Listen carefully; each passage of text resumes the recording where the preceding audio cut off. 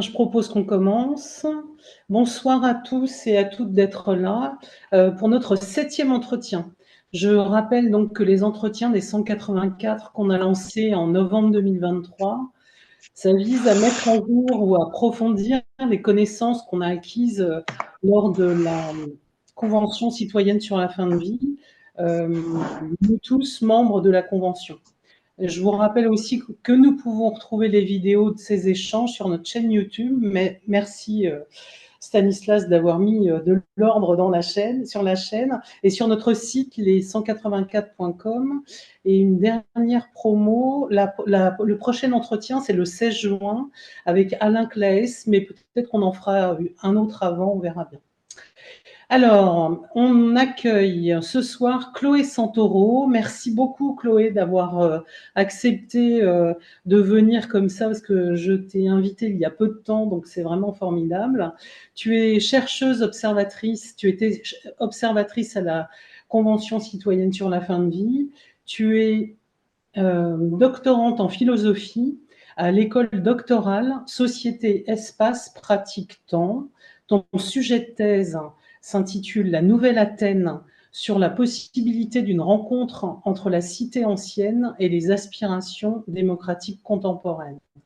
Tes directeurs de thèse sont Arnaud Massé au laboratoire logique de l'Agir à l'Université de Franche-Comté et Yves Saint-Omer au laboratoire CRESPA CSU de l'Université Paris 8. Alors Chloé, ce soir, a accepté de venir partager avec nous son expertise sur la démocratie et plus particulièrement, elle va nous exposer un tout petit peu, puisqu'elle n'a pas beaucoup de temps hélas, ses travaux concernant les votes que nous avons, auxquels nous avons procédé pendant la Convention, puisque Chloé était observatrice. Donc, à quoi sert un vote? Quel type de vote existe? On a vu qu'il y en avait plusieurs. Quels sont ceux que nous avons utilisés pendant la Convention? Quelle est la qualité des procédures de vote? Quel impact peut avoir un vote sur la suite des délibérations? Faut-il voter? Bref, plein de questions se posaient qui pourront être abordées ensuite lorsque Chloé aura fini son exposé. Donc je vous rappelle que comme d'habitude, notre invité prend la parole pendant une quinzaine de minutes et puis ce sera le temps traditionnel des questions que nous pourrons lui poser. Chloé, je te laisse la parole et comme convenu, je te ferai un petit signe 3 minutes avant la fin de ton temps. À toi, Chloé. Merci beaucoup Nathalie et merci à tout le monde pour l'invitation. Je suis très contente d'être parmi vous, si on peut dire, sur écran. Euh, j'ai préparé un PowerPoint, mais que je ne vais pas vous montrer maintenant parce que je serais tentée de trop commenter mes données et je dépasserai mon temps, mais on peut regarder ça plus en détail après si vous voulez au moment des questions. Je vais faire une sorte d'introduction, on va dire, sur le rôle du vote à la Convention, tel que je l'ai observé en tout cas, et pourquoi cette question m'intéresse.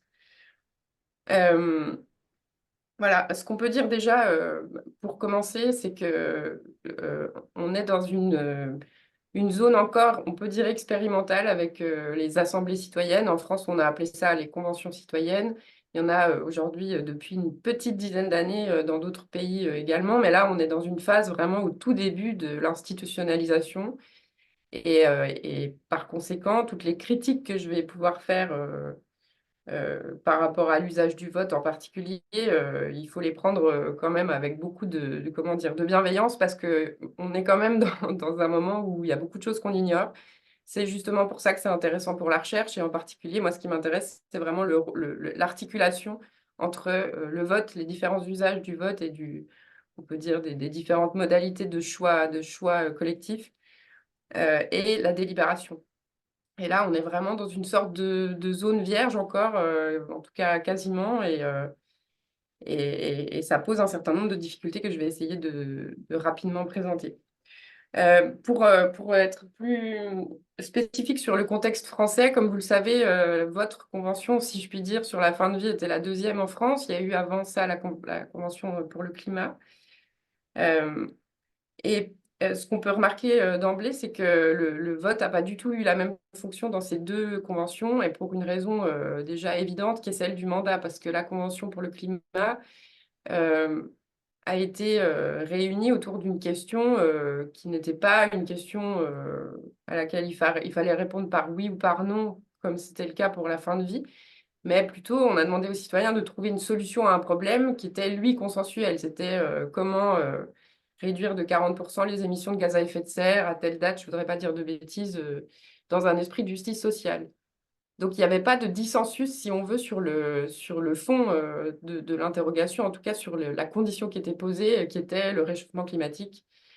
Et au contraire de ça, la Convention citoyenne sur la fin de vie était d'emblée consacrée à une question clivante. On peut même dire que c'est ça qui a justifié l'organisation de cette convention au départ, et une question sur laquelle il y allait avoir un certain nombre de points fortement dissensuels. C'est aussi la raison pour laquelle cette convention s'est organisée un petit peu sur le tas, avec le travail en groupe d'opinion, ce qui était une nouveauté aussi et qui n'a pas été du tout expérimenté à la Convention climat. Et c'est ce qui fait, et c'est ce qui, moi, m'intéresse plus particulièrement, que le vote a pris une place prépondérante dans tout ce processus que vous avez traversé. Euh, Sous différentes formes, avec différentes fonctions qui n'ont pas toujours été explicitées. Et on peut dire d'une manière générale que le vote a vraiment été un des aspects les moins maîtrisés du dispositif, au sens où ça a causé beaucoup de tensions, on y reviendra.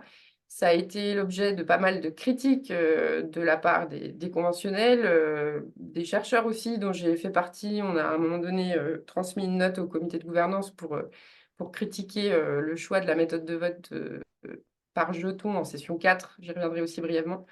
Les garants aussi qui ont été assez mécontents à la suite du vote de la session 3, sur lequel on va revenir aussi. Et d'une manière générale, on peut dire que cette convention a été vraiment marquée par un nombre très important de votes, par aussi une grande diversité, oui, quand même, on peut dire une diversité de méthodes de vote, d'usage du vote, et par toute cette tension que ça a pu causer à différents moments, qui est devenue vraiment un enjeu, on va dire, un enjeu d'appropriation aussi du dispositif par les conventionnels eux-mêmes, euh, ce qui en fait aussi un point particulièrement intéressant à réfléchir pour la suite aussi dans l'idée de futures conventions du rôle que le vote pourrait avoir dans ces futures conventions ou pas. Voilà, pour l'introduction rapide. J'aimerais simplement aussi quand même signaler, mais là aussi je vais y revenir, que la qualité de l'organisation, de la mise en œuvre des votes et de la réflexion sur le vote a beaucoup augmenté au cours de la convention. On peut dire qu'au début, ça s'est globalement pas très bien passé, voire pas bien passé du tout. On a commencé avec ce vote en session 3 qui a causé un grand scandale parce qu'il n'avait pas été annoncé par la directrice de la participation à ce moment-là, euh, ni d'ailleurs, ni au conventionnel, ni au comité de gouvernance, qui n'étaient pas au courant que ce vote allait avoir lieu. En plus, il y a eu cette espèce d'introduction très étrange où il aurait été question de tester les boîtiers de vote, alors qu'en réalité, la question qui a été posée n'était pas du tout une question aléatoire pour faire un test technique, mais la question de la Première ministre qui était, à ce stade, pensez-vous qu'une évolution de la loi soit souhaitable? Je ne sais pas quelle était la formulation exacte. Je pourrais vous la retrouver si vous voulez. Je pense que vous vous rappelez tous très bien de ce moment-là, et c'est ce qui a donné lieu dès en fait, le début de la phase délibérative à des critiques, comme je le disais, de la part des garants. La session suivante, en session 4, il y a eu ce vote par jeton qui a été organisé et pensé, conçu par l'équipe de facilitation, où il était question. Alors, le grand groupe de 184 avait été à ce moment-là séparé en groupe de 30. Et il y avait eu juste avant ce vote une session de travail qui avait duré peut-être 2 heures, pendant laquelle, dans chacun de ces groupes de 30, 3 groupes de 10 avaient été constitués et avaient produit quelques propositions, 4-5 propositions chacun. Et à l'issue de cette séquence de travail, les propositions ont été mises en commun sans être malheureusement d'ailleurs rebrassées, ce qui fait qu'elles ont été présentées au vote dans l'ordre des sous-groupes qui les avaient conçues. Et les facilitateurs ont demandé aux conventionnels de voter en distribuant un nombre limité de jetons sur chacune des propositions, après une courte discussion avec argument pour, argument contre. Et d'une manière générale, on peut dire que ce choix de méthode n'était pas très heureux, qu'il n'a pas été réellement discuté en amont, que le comité de gouvernance l'avait validé sans trop se préoccuper des détails, et que pour un certain nombre de raisons de détails sur lesquels je vais pas m'étendre ici, il présentait beaucoup, beaucoup de biais, à la fois des biais fondamentaux, des biais mathématiques, dont certains sont plus graves que d'autres. En particulier, là, il y avait un gros biais de vote stratégique, puisqu'évidemment, les votants pouvaient prédire, essayer de prédire la manière dont les autres allaient voter et par conséquent essayer de défendre les propositions dont ils étaient les auteurs et dont ils pouvaient s'attendre à ce qu'elles soient moins bien notées par les autres, c'est-à-dire les propositions en fait les plus fragiles ou les plus clivantes peut-être.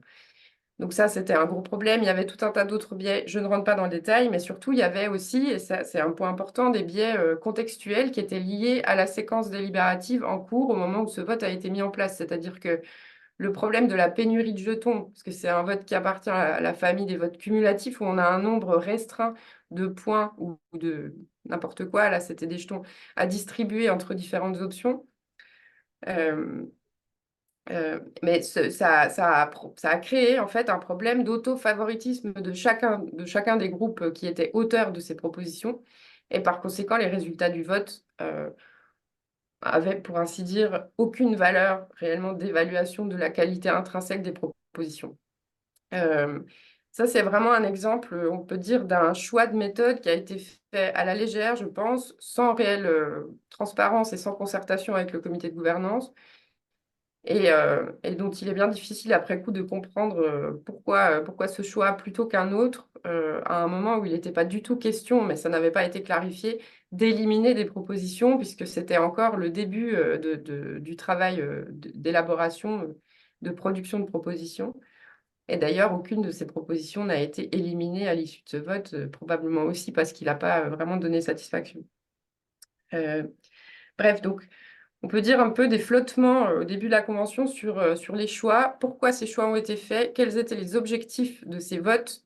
Ça, c'est vraiment quelque chose qui a été de plus en plus au centre des discussions et clarifié au fur et à mesure du processus. Et aussi, il faut bien le dire, parce que les conventionnels se sont plaints, ont contesté certains choix méthodologiques. C'est ce qui a donné lieu au fur et à mesure à l'instauration de ce qu'on a appelé pendant la Convention les votes sur le vote, les votes méthodologiques, qui sont devenus euh, des moments assez intéressants en fait de discussion des objectifs communs. Qu'est-ce qu'on est là pour faire? Pourquoi on choisit cette méthode et qu'est-ce que ça a comme effet? Du coup, c'est quoi les enjeux de ces choix? Les enjeux, on peut dire épistémologiques, parce que ça a des effets comment dire, de sélection de l'information au détriment d'autres informations qui sont du coup écartées, un vote. J'y reviendrai juste après.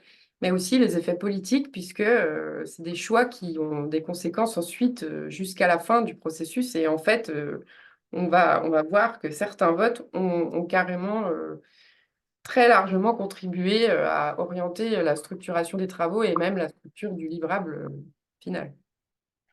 Et ça, c'est ce qui, en fait, c'est pas une question de méthode forcément, mais c'est plutôt une question par rapport au contenu des votes qui n'a pas non plus été toujours vraiment explicité en amont.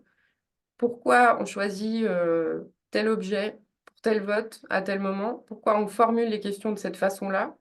Et pourquoi on formalise le vote de cette façon-là? C'est-à-dire comment la formalisation, on peut dire que c'est la structuration des options qu'on donne pour le vote.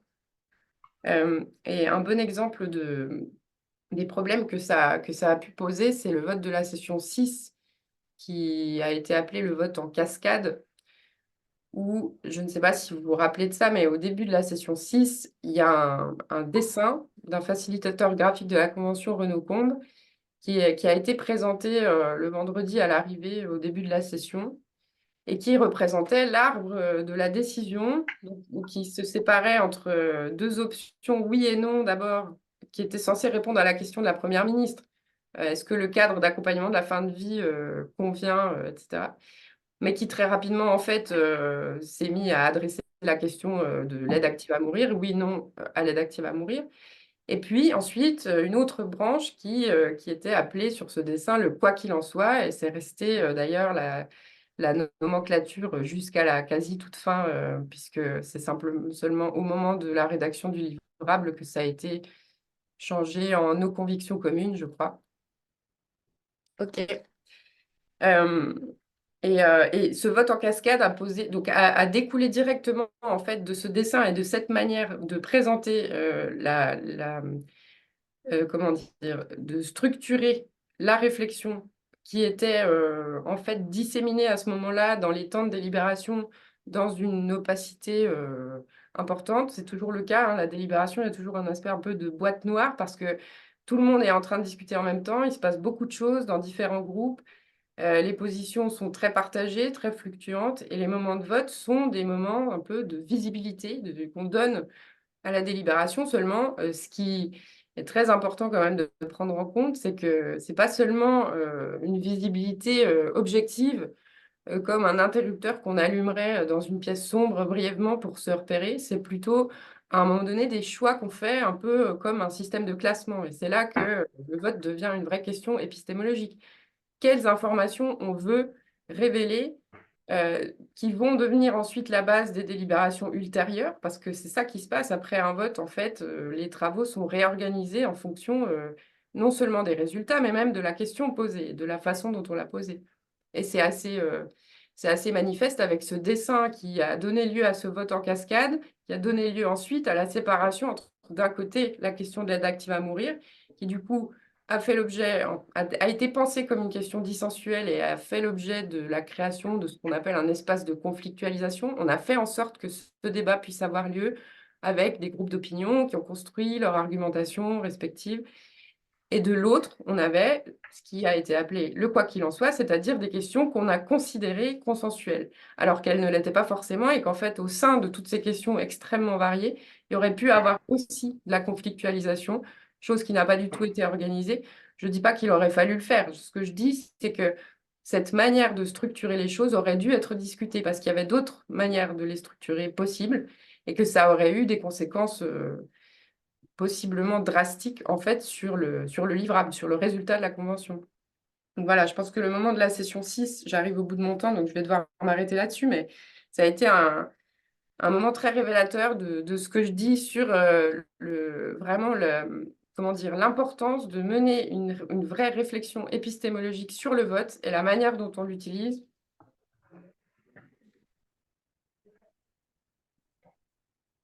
Pardon. À l'intérieur d'un système délibératif. Et d'autant plus que, je finis vraiment là-dessus, il y a aussi des choses qu'on aurait pu imaginer qui n'étaient pas simplement une manière de constater les résultats de la délibération, mais aussi peut-être de faire apparaître d'autres choses qui, là, n'apparaissaient pas du tout dans la manière dont les votes ont été organisés, comme par exemple faire une synthèse de votre travail, identifier des grands principes, des principes phares qui pour vous étaient des idées fortes, des idées dont vous auriez voulu, par exemple, que le débat parlementaire tienne compte ensuite dans son travail législatif.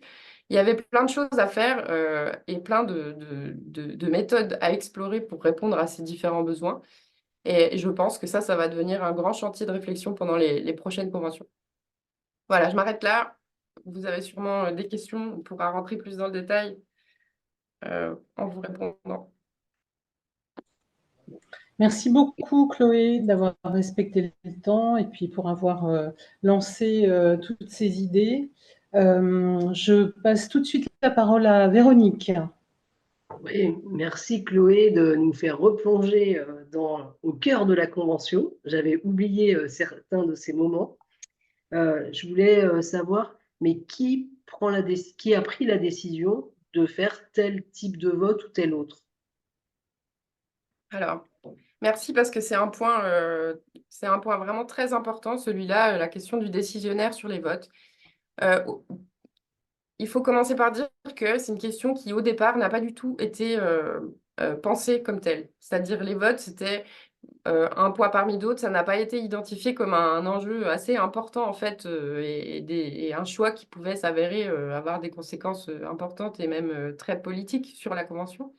Et donc cette question s'est pas vraiment posée. Et au départ, il y a eu ce vote de la session 3 où c'était la directrice de la participation du CESE qui ne faisait pas partie du comité de gouvernance et qui n'était pas du tout censée intervenir en fait d'aussi près dans la Convention. Il y a eu beaucoup au début quand même les animateurs, donc le collectif de facilitation qui, comme il organisait au jour le jour les travaux, souvent se retrouvait aussi un peu en position d'être décisionnaire sur un certain nombre pas seulement de détails, hein, pas seulement du calendrier, de qu'est-ce qu'on fait à quel moment, mais aussi comment on conduit la délibération et à quel moment on vote et comment on vote.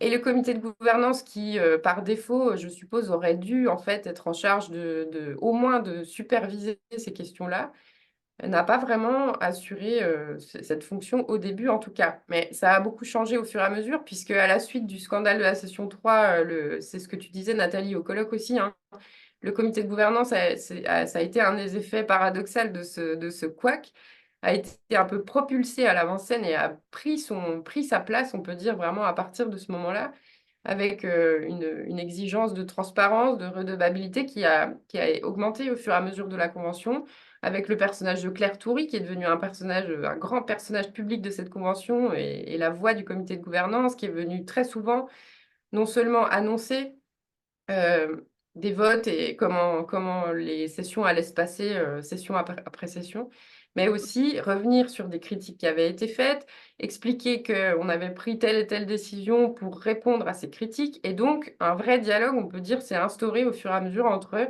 les conventionnels et le comité de gouvernance. Voilà. Les garants, quant à eux, ont été propulsés un peu à partir de la session 4 sur scène, en tout cas, puisque c'est eux qui étaient censés être à partir de ce moment-là en charge des votes décisionnels, mais en fait, c'était surtout, ils ont eu surtout une fonction symbolique, hein, ils se sont pas réellement impliqués dans la réflexion sur l'élaboration des séquences de vote.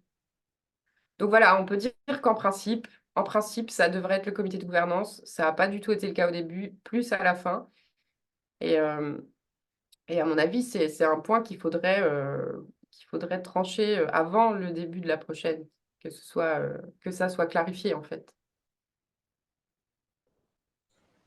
Ok, merci. Dans l'ordre, Marc-Olivier et ensuite ce sera Agnès P. Marc-Olivier, à toi. Merci. 4 questions en rafale. La première, c'est très intéressant. Ça paraît peut-être un peu sévère. On avait perçu des difficultés, mais tel que vous l'avez présenté, on se demande parfois si nos votes étaient valables. Et je me demandais quelle publication vous allez faire de ça. Quand vous l'avez dit au COGOV, quelle réaction il a eu? Aurait-il fallu un expert des votes dans le COGOV et doit-on le recommander pour la prochaine convention? Et enfin, sur la session 3, vous avez dit que le vote par pénurie, ça n'avait pas changé grand-chose. Par contre, vous avez l'air de dire que le vote en cascade, ça aurait pas mal changé. Et si ça n'évince pas d'autres questions, il faudra peut-être revenir là-dessus pour qu'on comprenne mieux en quoi ça aurait changé. Merci. Merci beaucoup, Marc-Olivier. Alors, sur le fait que je suis sévère, oui et non, parce que comme je l'ai dit au début, je pense que c'est vraiment un moment où tout le monde découvre un peu en fait ces questions-là, hein. C'est une question très nouvelle, savoir comment on vote dans un dispositif délibératif qui n'existait pas il y a 10 ans. C'est normal qu'on soit un petit peu dans le flou et c'est très bien. Et moi, je suis dans mon rôle aussi en tant qu'observatrice à faire ces retours critiques qui sont en toute amitié et bienveillance à l'égard du comité de gouvernance de cette convention, qui par ailleurs a vraiment, comme je l'ai dit, montré toujours une grande ouverture d'esprit, une grande ouverture aux critiques et un grand sens de sa responsabilité face à vous, ce qu'il faut vraiment saluer. Euh, et ça répond aussi à ta troisième question sur la réaction du comité de gouvernance par rapport à ces critiques. Euh, moi, je suis en discussion pas mal avec Benoît, avec Claire, avec Juliette, et en fait, ça les intéresse beaucoup. C'est vraiment, je pense, des personnes qui sont de bonne foi dans leur vraiment envie de faire les choses bien pour la prochaine fois et de collaborer aussi avec les chercheurs, parce que ça a été aussi un apport de cette convention, je crois, de s'apercevoir que les chercheurs qui ont été au départ vraiment complètement extériorisés par rapport au dispositif, en fait, avaient peut-être un rôle à jouer un peu plus important, ce qui, dans les faits, a été le cas en réalité. Euh, donc voilà, je pense qu'une collaboration est non seulement possible, mais tout à fait souhaitable, et c'est déjà le cas en réalité, hein. Il faut bien se dire que quand même, un dispositif comme la Convention, c'est le résultat quasiment direct de 40 ans de recherche sur la démocratie délibérative. Donc voilà, évidemment, il y a aussi des praticiens, il y a aussi des gens qui viennent de toutes sortes d'horizons, mais les chercheurs sont pour beaucoup quand même dans l'instauration de ce type de dispositif. Voilà, la publication. Alors moi, je finis ma thèse là, donc ça sera dans ma thèse. Je vais sûrement publier aussi un article à la suite du colloque qu'on a organisé à Paris 8 sur cette question des votes. Et est-ce qu'il faudrait des experts du vote dans le comité de gouvernance? Oui, je pense. Enfin, experts, en tout cas, je pense qu'il serait important qu'il y ait quelques personnes qui aient réellement non seulement un intérêt pour ces questions, qui n'intéressent pas tout le monde, hein, c'est quand même des questions assez techniques et on a parfois eu du mal à trouver des interlocuteurs là-dessus pendant la convention. Et puis aussi, voilà, vraiment des gens qui soient plus concentrés sur ces questions épistémologiques dont je parlais. Et éventuellement aussi, j'en sais rien, pourquoi pas un mathématicien, une mathématicienne. Mais avant tout, à mon avis, c'est plutôt des questions d'épistémologie, là. C'est plutôt quelqu'un qui serait capable d'identifier les enjeux d'un vote, les raisons du choix de telle ou telle méthode, de tel ou tel moment, et qui soit capable de l'expliquer au conventionnel. Non pas pour prendre la décision tout seul, hein, pas du tout, mais pour que la décision puisse être prise collectivement en connaissance de cause. C'est un petit peu ça qui a manqué au début à la convention. Voilà, et sur le vote en cascade, je ne suis pas sûre d'avoir saisi le fond de ta question, Marc-Olivier. Je propose qu'on y revienne après. Ok. L'idée, c'est, tu nous as laissé entendre que si ça avait été fait différemment, ça aurait pu résulter dans des choses assez différentes et j'ai pas bien compris comment. Mais je voudrais pas que ça évince ceux qui attendent. Ok, On reviendra après. on y reviendra, ok. Nathalie, on t'entend pas. On t'entend pas, Nathalie. Agnès. Merci bien, Agnès. C'est à toi, Agnès. P. Ouais, j'y vais. Bonjour Chloé. Merci de ce petit topo parce que, enfin, même quand je t'ai écouté avec beaucoup d'attention au moment du week-end, parce que moi, pour moi, les votes, tu vois, il n'y avait pas autant d'importance et autant finalement de choses trappes, comme tu as pu nous les décrire, et de l'importance aussi du choix, enfin, de tout ce que tu as dit. Donc ça a vraiment été une prise de conscience. Et quand tu as dit tout à l'heure, moi je pose une question sur les garants, tu as dit, mais en fait ils avaient plus une valeur un peu symbolique. C'est exactement la question que je me suis posée. Je me suis dit, mais finalement ils servent à quoi? Ils sont juste là au moment où on faisait des votes en cascade pour regarder si, enfin ils lisaient les choses, ils regardaient les résultats, ils les annonçaient, ils nous demandaient si on avait tous voté. Enfin, je veux dire, n'importe qui aurait pu le faire. Et donc ma question est la suivante, ça aurait dû servir à quoi un garant finalement dans cette convention?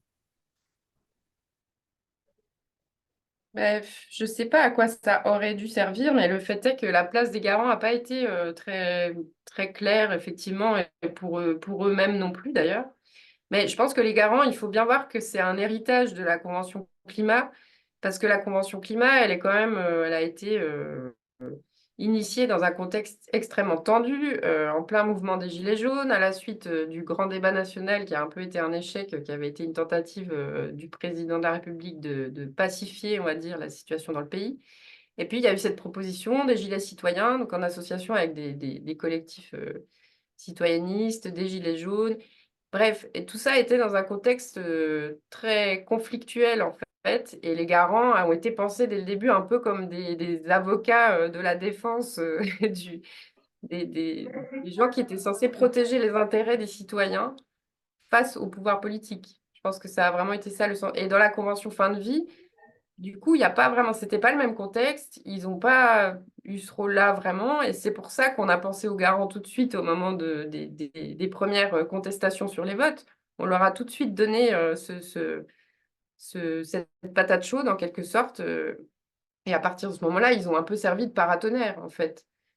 Ils ont endossé une sorte de responsabilité symbolique sur les votes, alors qu'ils n'avaient ni une spécialisation particulière là-dessus, ni forcément anticipé qu'ils allaient se retrouver à cette place-là.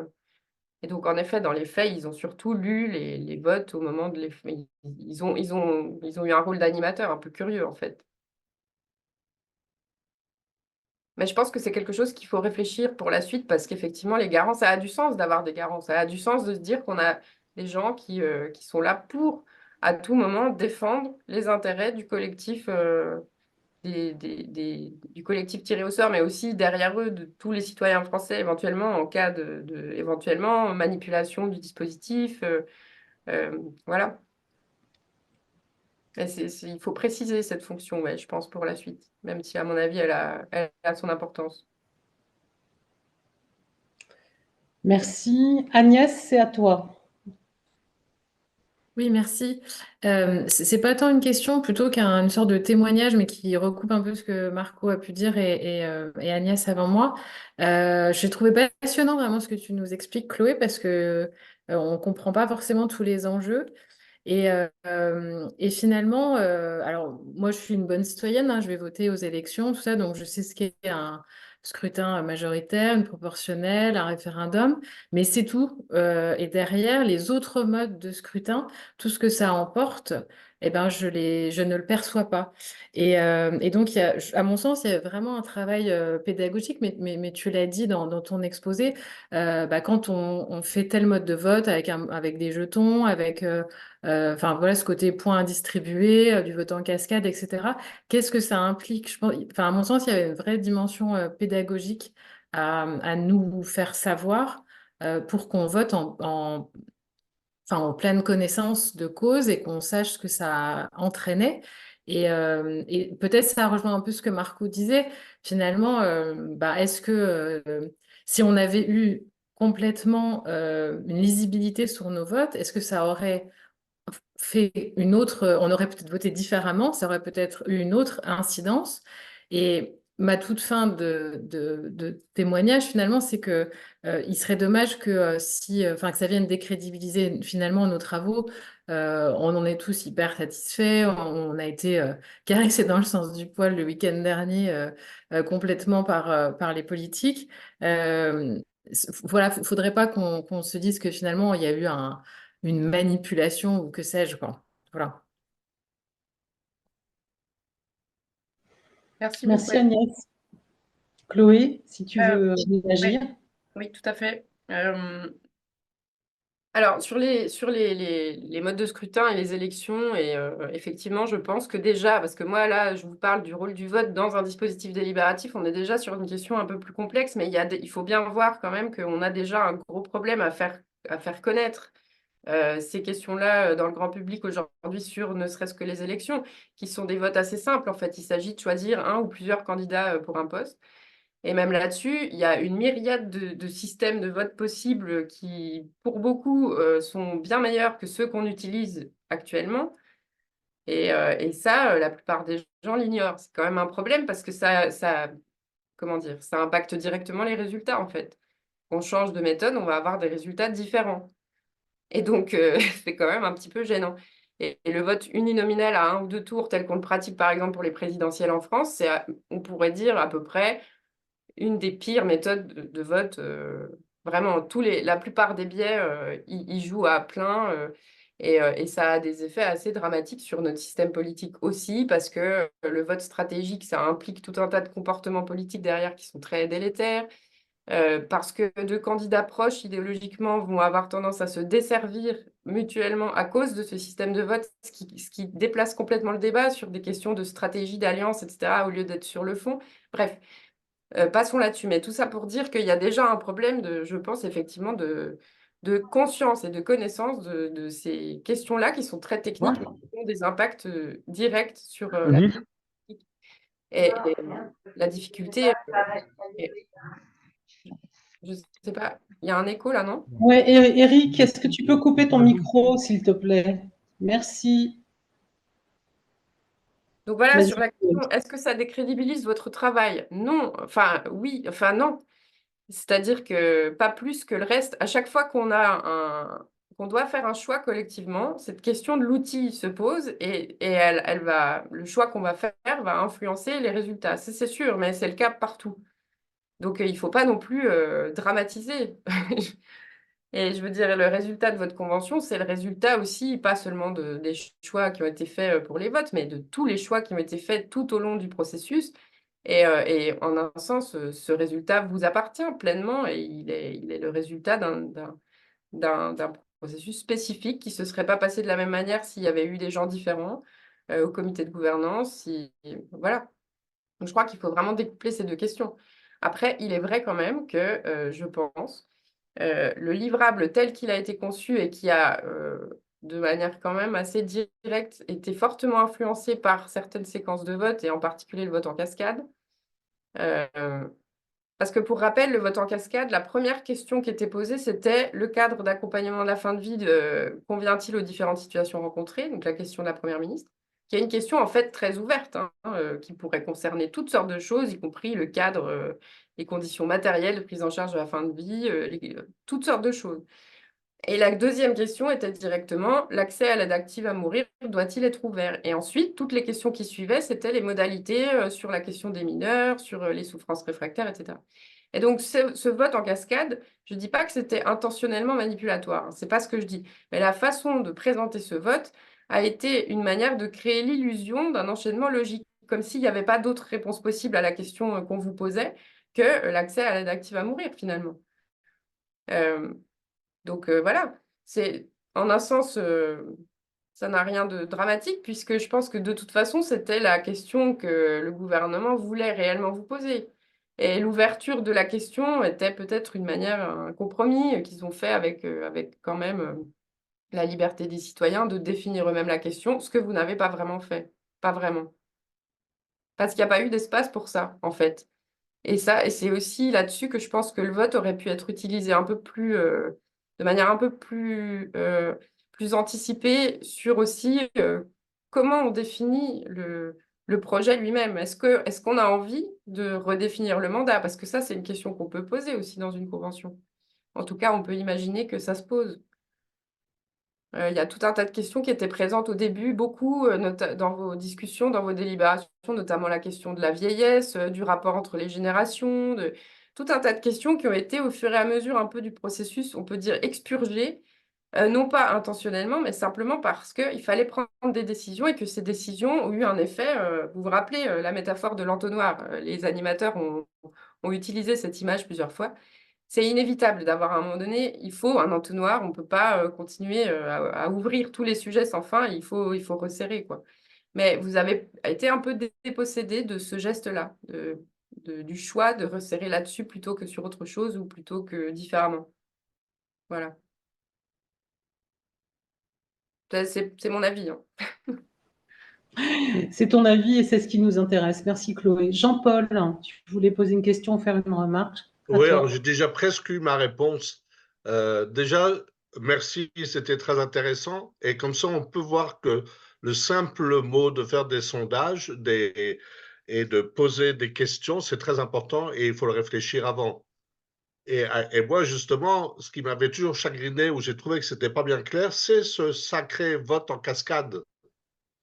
Parce que pour moi, un vote en cascade, quand on est dans la branche non, et que la question suivante pose sur la question oui, on ne devrait pas répondre. Et après, on s'est aperçu que tout le monde répondait, quand on voyait le nombre de personnes qui votaient, tout le monde votait. Qu'il ait répondu une fois, je ne veux pas m'en occuper, il répondait quand même. Et ça n'a pas été éclairci, à mon avis, exactement comment était pris en compte ce vote en cascade. Mais tout Voilà. à Mais fait. vous avez déjà répondu beaucoup sur votre Ça intervention. fait partie de vos critiques. Vous avez été nombreux à signaler ces C'est problèmes-là. vrai, c'est Vote vrai. en 2007, il y a eu tout un tas de récriminations sur ce vote. Et c'est en ce sens quand même que le comité de gouvernance doit être salué, c'est qu'ils ont pris en compte c'est critique et que sur C'est les vrai. derniers votes, et notamment, je pense au vote par notation des modèles d'accompagnement, qui a été pour le coup plutôt bien pensé, qui permettait d'avoir à la fois une évaluation assez fine et nuancée de chaque modèle. Et en même temps, il y avait deux options pour s'écarter. Il y avait l'abstention et il y avait je suis contre l'aide active à mourir. Pour les gens qui voulaient spécifiquement dire que eux se retiraient de l'évaluation des modèles pour cette raison-là.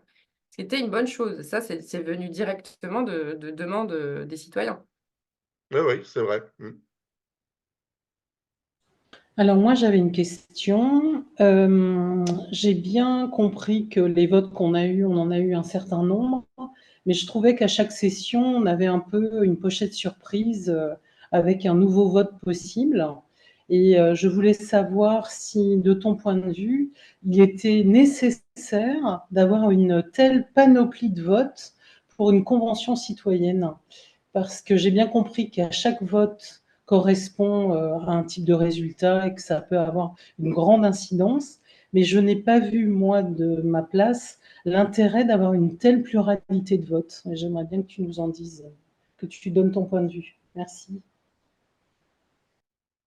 Bah, ouais, ça, c'est difficile de te répondre parce qu'en fait, je pense qu'il y a un peu deux façons de faire. C'est-à-dire, on peut décider que pendant la phase délibérative, il n'y a pas de vote.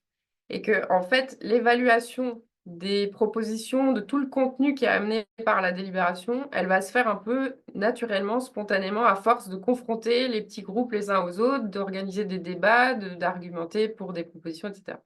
Donc, on peut compter sur la délibération dans les temps de travail en groupe et aussi dans les temps informels, parce que, bon, quand même, vous vous rappelez, après chaque session, après chaque séquence de travail, tout le monde rediscutait sans fin de ce qui venait d'être fait, des propositions des uns et des autres, etc. Donc voilà, ça peut être un choix.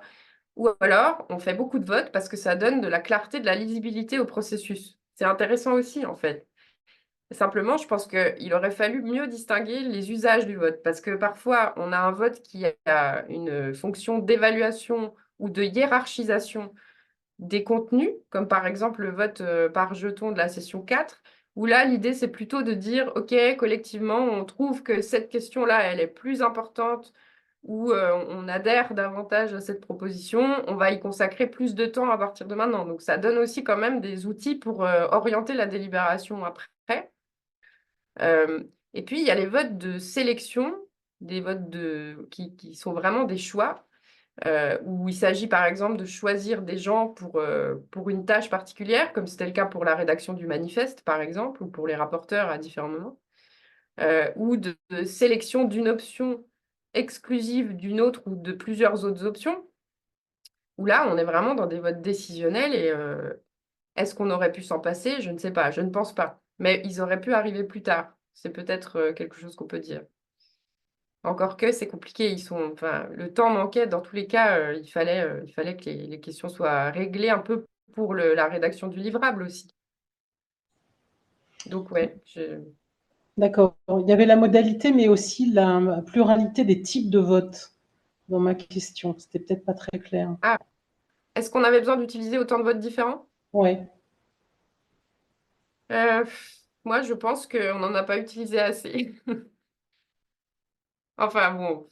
Après, c'est ma marotte, hein, mais non, à mon avis, il y a notamment certaines méthodes de vote qui sont des votes par valeur, le jugement majoritaire, par exemple, qui sont des votes très intéressants qui permettent non seulement de classer, mais aussi d'évaluer directement les différentes options qui sont mises au vote. Et ça n'a pas été utilisé, c'est plutôt dommage. Euh, bon, on aurait pu expérimenter encore plus, on aurait pu le faire moins. Ça, c'est une question de choix aussi du comité de gouvernance. Et je sais que vous avez détesté le vote avec les cartons, là, par exemple. Voilà, il y a des choses, il faut essayer aussi pour voir que c'est pas très convaincant et puis qu'on ne le fera plus, hein. Donc, ouais, on a bien testé. Je passe la parole à Véronique et après, il y a la question de Marc-Olivier, peut-être pour le vote en cascade. Véronique, à toi. Alors, donc moi, juste une remarque sur les votes. Ce qui m'a le plus gêné, c'est certaines questions qui étaient très alambiquées et on se demandait s'il fallait voter pour oui ou pour non parce que la question était mal formulée. Bon, ça déjà. Mais ça, c'est juste une remarque. Et puis, je m'aperçois qu'en fait, on utilise, à chaque fois qu'on défend notre travail, qu'on veut présenter notre travail, on utilise toujours les modèles et beaucoup moins les pourcentages. C'est-à-dire, on va dire, par exemple, pour le moyen terme, il y a 11 modèles sur 19 qui n'ont pas tenu compte du terme, de la temporalité. Voilà, et donc on a cet argument de dire, il y a 11 modèles sur 19, il y en a plus. Enfin, voilà. Mais on utilise finalement, enfin moi j'ai remarqué ça, moins les pourcentages qui sont dans le rapport. Mais bon, après, vous pouvez peut-être je me trompe, hein, mais voilà. C'est vrai, j'ai remarqué ça aussi pendant la session de redevabilité. C'est revenu plusieurs fois des conventionnels qui ont eu cette formule. Par exemple, 12 modèles sur 19 n'ont pas de critères d'âge, des choses comme ça. Après, c'est à vous de voir aussi ce que vous en faites de votre livrable, en un sens. Je veux dire, le livrable, maintenant, c'est un outil aussi, éventuellement, si vous êtes, je ne sais pas à quel point vous serez impliqué hein, par rapport au débat parlementaire, mais les pourcentages peuvent aussi être mentionnés. Ce livrable, de toute façon, c'est quand même, ça c'est un peu l'obsession de Théophile Pénigaud, mais de dire que la forme de ce livrable rend très difficile, en fait, d'attendre une forme de redevabilité politique derrière. Parce qu'en gros, il y a tellement de modèles différents qu'on peut prendre un peu ce qu'on veut dedans, et c'est assez difficile de dire, bah voilà, le projet de loi correspond vraiment, respecte l'esprit du livrable, respecte ses propositions phares, parce que c'est compliqué déjà de les identifier, en fait.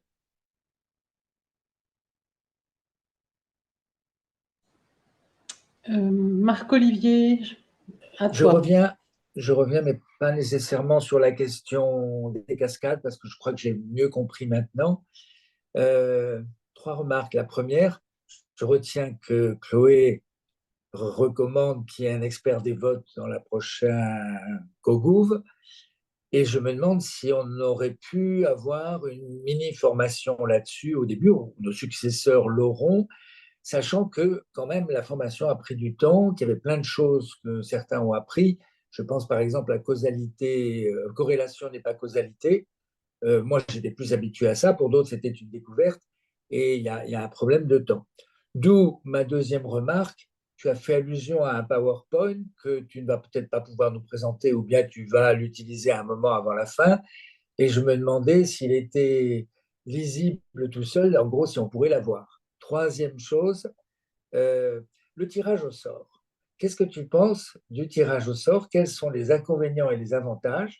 Et je pense à deux types de tirage au sort. Nous, puisqu'on a été tiré au sort.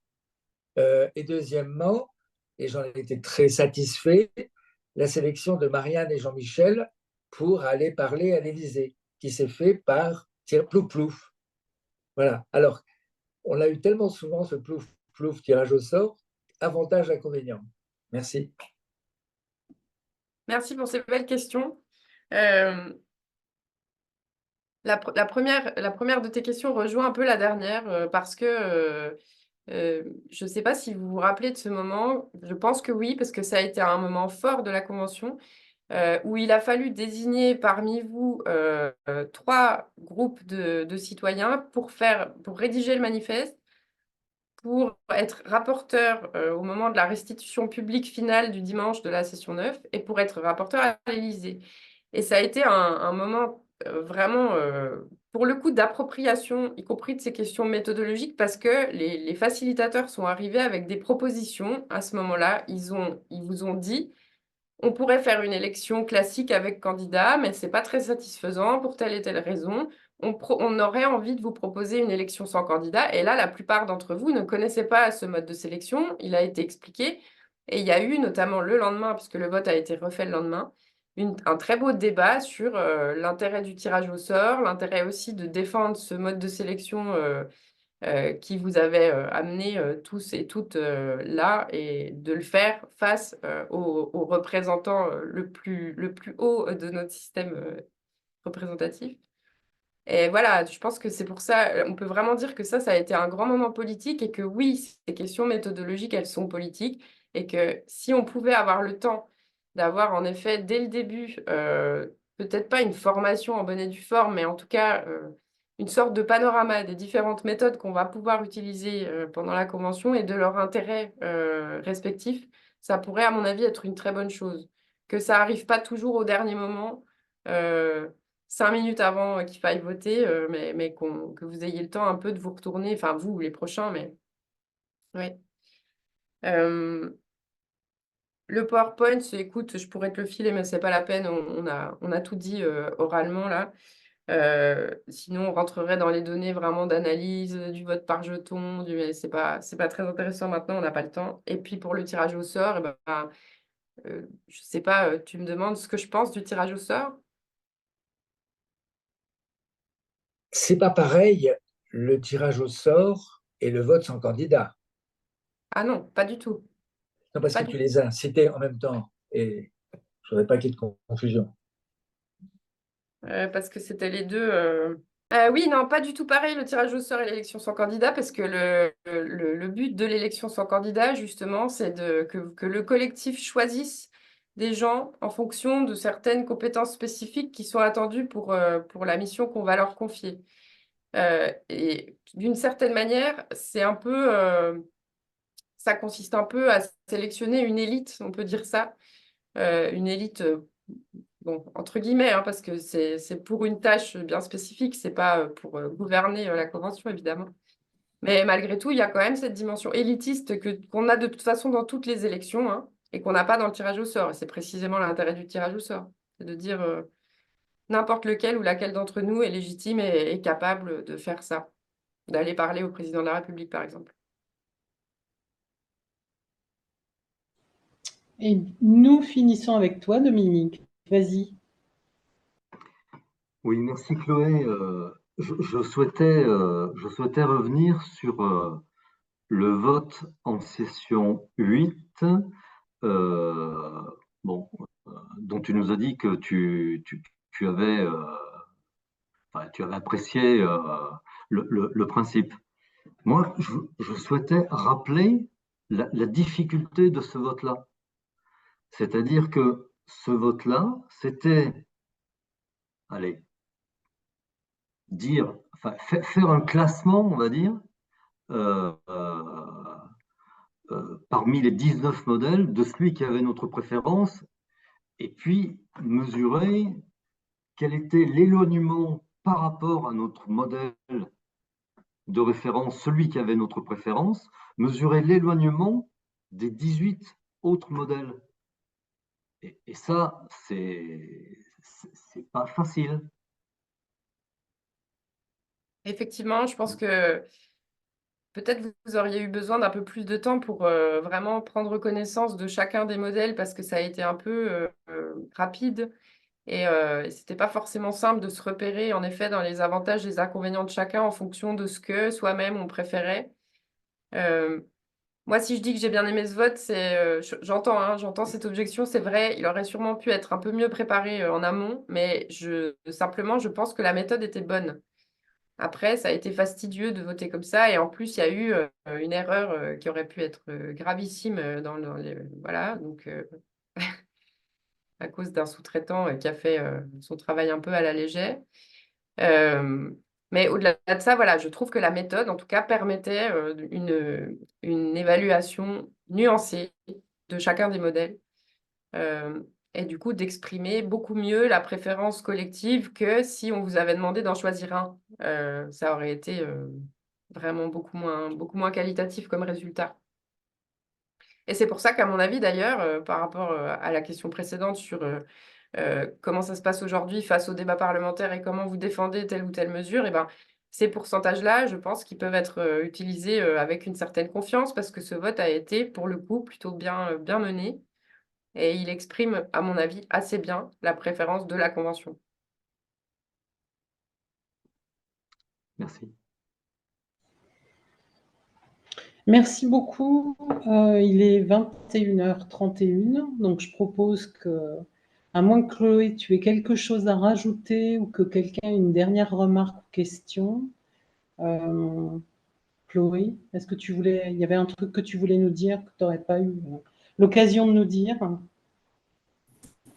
Ben, oui, pas par rapport au vote, mais par rapport à ce qui vous attend peut-être là dans les mois qui viennent. J'espère que vous allez le défendre, votre livrable quand même, parce que malgré tout ce que j'ai pu dire, je reviens encore une fois là-dessus. C'est un texte qui, en un sens, vous appartient, dont vous pouvez en tout cas vous revendiquer, parce que c'est le fruit de votre travail. Il a forcément été orienté, influencé par la manière dont la convention s'est déroulée, par tout le processus, par tout un tas de facteurs, mais il n'en reste pas moins que c'est votre travail et que ça serait important que les députés en prennent vraiment connaissance, que certaines mesures qui n'ont pas été reprises dans le projet de loi puissent être discutées à l'Assemblée.